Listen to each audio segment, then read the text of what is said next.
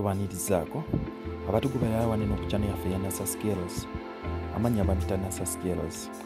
Olwaleero invoicing egenda kyukamuko oba enjogera egenda kyukamu olw'ensonga nti sirikola bya history discovery oba bya technology nga bulijjo. Olwaleero njagala mbannyonnyole ku kintu eky'obuvunaanyizibwa ennyo ate omanya kiyinza okyusa obulamu bwo oba nti okyekutte bulungi oba ng'oneekutteko. Abantu bangi bavuddeyo nga bamubuuza ku forex trading nti forex trading bitegeeza ki ne cryptocurrency, nga y'ensonga lwaki olwaleero nvuddeyo bakolere vidiyo eno etagenda kugera ku history technology oba discovery nga bulijjo, wabula nga ngenda kuba mbalambululira ensonga entuufu. Ng'era olwaleero nvuddeyo mbannyonnyola amazima ku biki ebikwata ku forex ne cryptocurrency. Sigenda bannyonnyola ku lugendo lwange olwa online work, luyinza okubeera somehow hectic oba ne ku side endala luyinza okubeera nga luli tough, wabula ate saagala nze oba omuvubuka ali eyo omulala byayitamu ate gwe agudde ku eno vidiyo oba ali kulaba eno vidiyo obiyitemu, olw'ensonga nti mukadde waffe Sanikyo Mbede yabadde aŋŋambye mbannyonnyole oba mbakolere vidiyo eno mbannyonnyola amazima matuufu. Nga y'ensonga lwaki ngikoze, wabula nga tetunnabagenda mu maaso nkusaba subscribing olikinge era okomentinge ku YouTube channel yaffe ne ya NASA Skills, ne woteeka ku kakomenti akagamba yes kaba katuyamba ffe kwongera ku impressions ne insights. Ate tokomaawo, genda ku YouTube channel ya Sanikyo Mbede nayo subscribingeko. Kati leka tutandike. Nkusaba owulirize bulungi vidiyo eno. Ngenda tandika n'omusomo gwa forex trading, wabula ate tovaawo kubanga ku nkomerero gy'oyinza okuwulira ku bikwata ku ki ku cryptocurrency. Wuliriza bulungi. Tomanya forex trading ye online based model eyinza okuleetera amagoba ku ssente entono ennyo, ate yeyinza okuleetera ssente n'okyusa obulamu bwo mu kaseera akatono ennyo singa oba ofunye mentorship ennungi okuva mu ba experienced traders oba okuva mu trade oyo oba mentor ng'ofunye mentor omulungi agenda okusomesa obulungi. Kati forex trading kyeki? Forex trading is the buying and selling of currencies. Kitegeeza ki? Tubeeranga abagula ssente ez'amawanga ag'enjawulo. Kati katugambe nze NASA Skills ndi wanene Uganda, wabula yamba ati njagala okukola forex trading, nyinza ogamba nti olwaleero ngenda gula currency eya Ugandan shillings against US dollar, tegeeza ssente y'Amerika. Kati tumukolamu tutya ssente? Tukola mu forex trading ssente nga either tuguze oba nga tuseerinze, ntegeeza nga tutunze currency ez'enjawulo okuva mu mawanga ag'enjawulo nga bwe nakunnyonnyodde. W'obeera ku chats zaffe zinene z'aba forex traders oba obeera nti oli ku chat platform ey'enjawulo oba nga tulina platforms ez'enjawulo nga MetaTrader 4 ne MetaTrader 5, abantu abasinga bavuddeyo nga balaba ku bya forex trading nga balaba obuntu obungi nga bukkirira ate ng'obuntu bulinganga buzz nga bwambuka. Awo kitegeeza price ebeera egenda wansi oba price ebeera egenda waggulu, wabula mu scenarios ezo zombi oba mu both scenarios tuba tukola ssente. Kati gwe kisinziira ku ngeri ki gy'odeterminize price oba ngeri ki gy'ogambye nti market egenda kwambuka oba egenda kukkirira. Wabula nga akatale tekannabatandika, njagala nkunnyonnyola ebintu bineeno bibiri. Akatale ako kadeterminingibwa ebintu bibiri nga kuneeno kuliko analysis bbiri, ng'emu gy'osobola okuyita fundamental analysis ate ey'okubiri gy'osobola okuyita technical analysis.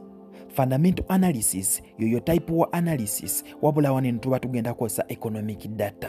Economic data kitegeeza ebyo ebintu byonna wabula nga byetoololera ku bintu bya finance oba ebyensimbi wabula nga bikwatagana ku ensi gye tuba tugenda okukolako economic data analysis oba analysis. Kati tugambe ensi eri ku performing etya mu bya economics, tugambe oba CPI, NFP, tegeeza non-farm payrolls, GDP ensi eri kule etya ku global scale. Economic event ki erimu ey'ensi eyinza oku-influencinga ssente y'ensi okulinnya. Kati katugambe wanene Uganda ne bagamba nti banka ya Uganda egenda kwongeza ku interest rates. Kati ekyo ffe nga ffe batrader tulina okiteekako amaaso amoogi ennyo oba tulina okyetegereza bulungi. Lwaki banka ya Uganda egenda kwongeza ku interest rates? Ate ezo interest rates ziyinza ku impactinga zitya ensi yaffe Uganda? Kati ekyo ngwe nga gwe trader olina okukitegeera. Kati mwene ensonga tubeera tulikola ky'osobola okuyita fundamental analysis. Era eyo idea nga wenkikunnyonnyodde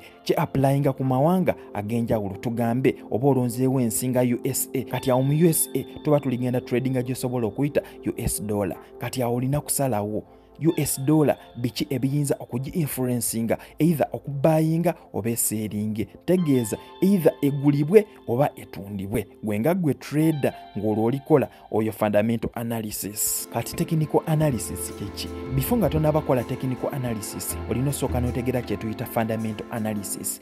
Lwaki? Wali eri osooka n'otegeera biki oba biki ebifa mu nsi eyo oba nosooka forecastinga ku biki ebigenda mu maaso mu ensi before nojja ku chart n'okola ky'osobola okuyita technical analysis. Kati waneeno tukosa previous data okudetermininga biki ebigenda okubeerawo mu maaso. Omanyi ffe mu trading tulina ekigamba nti market oba akatale bye kakoze ejjo kagenda bikola olwaleero oba kagenda bikola enkya. Ng'era eyo y'ensonga lwaki tukosa what we call previous market data oba previous price data okudetermininga oba okumanya oba okusalawo biki ebigenda okubeerawo enkya. Ng'era ekyo ky'osobola okuyita mu bumpimpi nga left wing.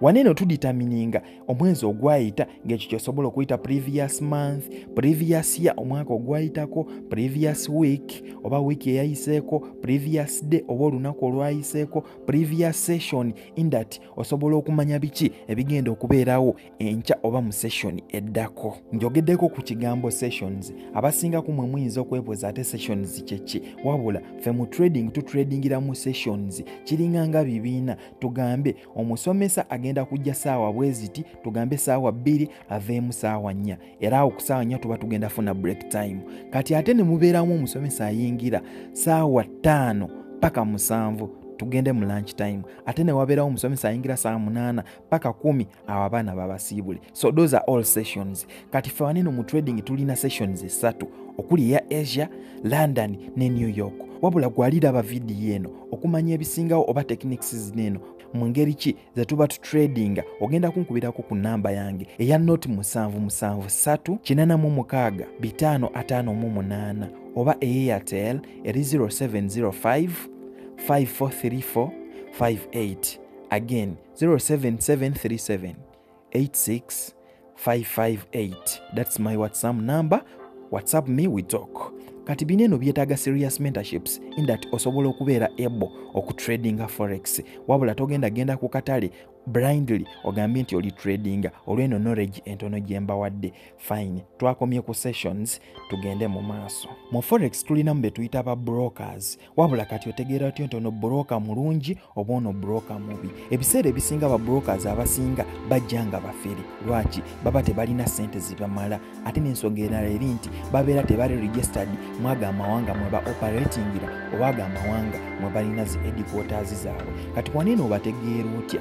Omuntu oba nti oli experienced, era that's why mba recommending okuneebuuzaako before mukole what's next oba before muteeke sente zammwe mu forex. Kubanga nze already industry ngimazeemu ebbanga, manyi ba brokers abafere n'abatali bafere, nsobola obbaawula. Kati broker omulungi oba broker gw'olina osalawo nti gw'oba okozesa indati osobola okutradinga n'ofuna akasente alina okubeera n'ezi spreads ennungi. What is spread? Spread ye difference between buying and selling prices. Tegeeza yenjawulo wakati wa price eyo omuguzi gy'ali ggulirako n'ebbeeyi eyo omutunzi gy'agenda okutundirako sente.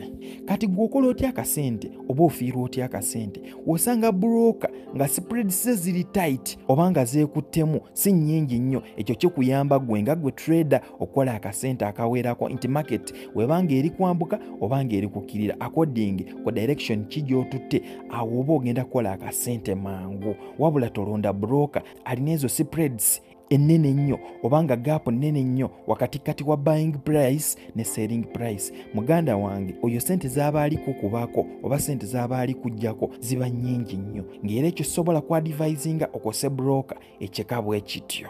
Kati weebuuze batradingirawa? Waliwo platforms nyingi nnyo kwe tutradingira, wabula ate kuliko platforms ez'okwegezesaamu nga zo za bwereere, wabula ate oluusi okuzifunamu ebintu ebirungi tuzisubscribingako oba tusasulayo akasente indati ezo platform tuzikozesa. Kati tulina platform eya Trading View, ng'era waneeno ba traders abasinga we bagenda ne bakolera analysis waabwe oluvannyuma ne bagenda ku trading platforms ezo ziri professional, kubanga zo tulina bbiri zokka. Tulina ejjo osobola okuyita MT4 ne MT5 wabula oyinza okumbuuza MT kitegeeza ki? MT kitegeeza MetaTrader. Kati MetaTrader ono alinga broker wabula eno trading company providing ba brokers abasinga ne trading platform. Kati bo bakola systems zaabwe bbiri oba platforms zaabwe bbiri okuli eyo eya MetaTrader 4 ne MetaTrader 5 wabula wano eno ogenda ku executing trades. Tugambe olina trading view mu simu yo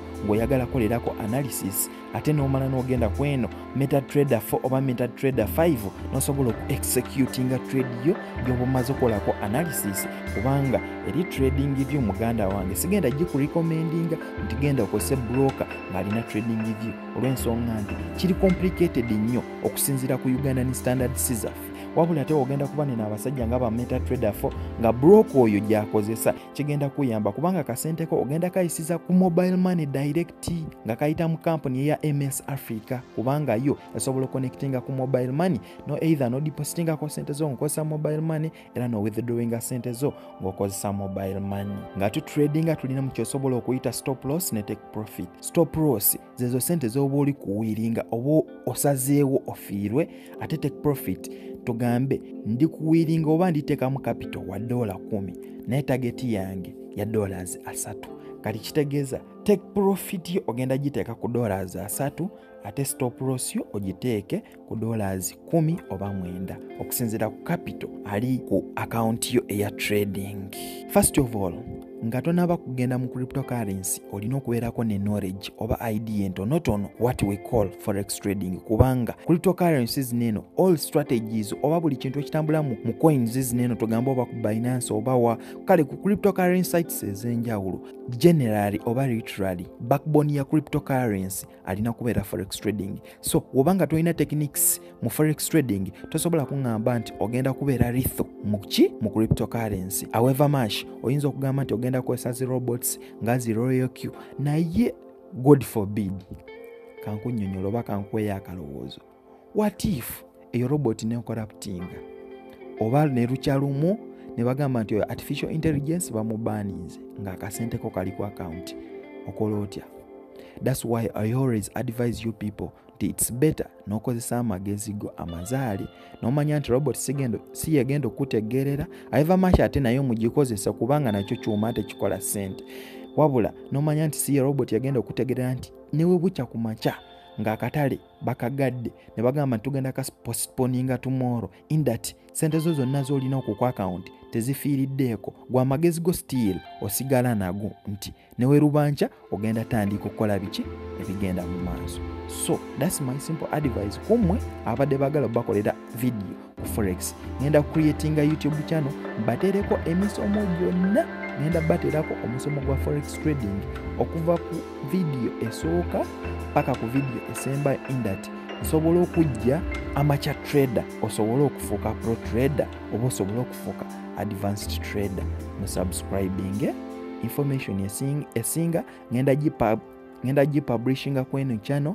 before mbadivaging balagirire link oba YouTube channel ki gye naaba nkoze ekwatagana ku forex course oba ku full forex course n'ebyo ebya cryptocurrency byammwe abasinga oba abanjagala nga muwulira mwagala kuyigirawo oba nga muwulira mwagala tandika kubanga era newe nakuteekera zi videos ezisinga ojja kwetagamuko personal skills oba personal mentorships. Namba yange nabagambye 07737865558 neya 0705543458 kubiraako twogere. Big up team Saniki Ombede bagala nnyo.